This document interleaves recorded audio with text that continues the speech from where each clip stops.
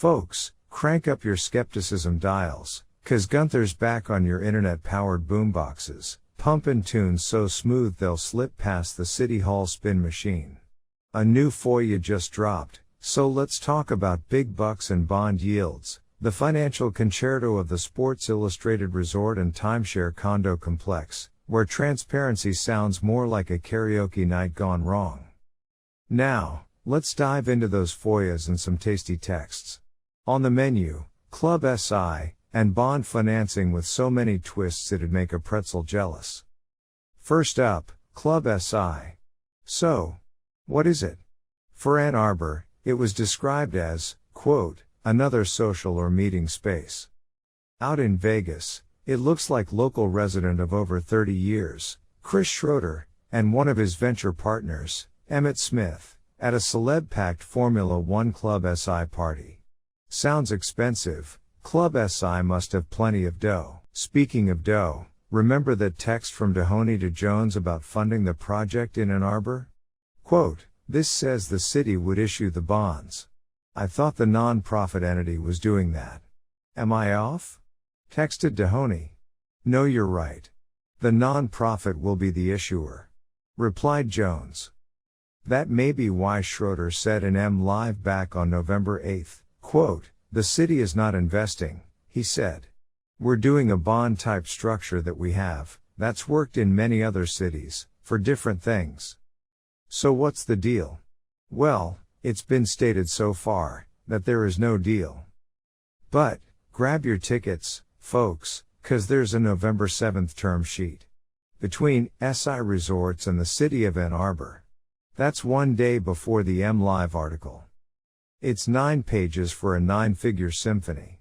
That's like composing Beethoven's Fifth, on a cocktail napkin. The twist? The deal centers on a charitable, non-profit hotel, orchestrated by the for-profit Sports Illustrated Resorts. The non-profit is needed, because at the heart of the deal, are what's called TIF Bonds.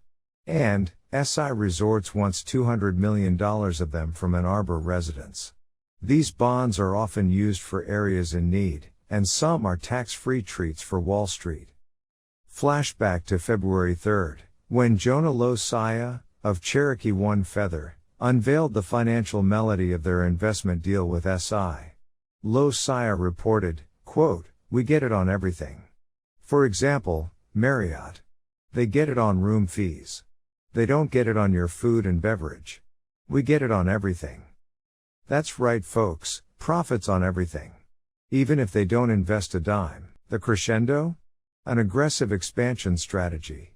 Mark Hubble, CEO, of the Cherokee's Economic Company, stated, Sports Illustrated Resorts looks to build their brand as fast as possible, adding, if we do go public, that's a multi-billion-dollar transaction. That's probably going to happen, within the first 10 years. So, what's the real deal? Ann Arbor, bless its civic heart, is basically handing over a $200 million loan. The funds can also be used for SI's interest payments, and developer fees. And get this. They have the option to buy the land, pay off the bonds, and then, do their multi-billion-dollar Wall Street transaction. They get dibs on city land, despite the public's ownership, and financial contribution. Why is this needed? When the folks backing this project have a lot of dough. You've got Travel and Leisure, raking in $110 million in their last quarterly report, on top of $65 million in stock buybacks. They just bought the rights to SI Resorts vacation ownership business, aka Timeshares. And, the Eastern Band of Cherokee Indians, with their 50% control of SI Resorts, and $300 million pledged for developments. They're blinging out Ann Arbor with the help of our tax dollars. Calling it charitable with a straight face, and a proposed Club SI. Good thing this is non-binding. 'Cause, folks, we're the audience in this financial gig. Let's make sure the ending isn't a sour note, but a standing ovation for accountability.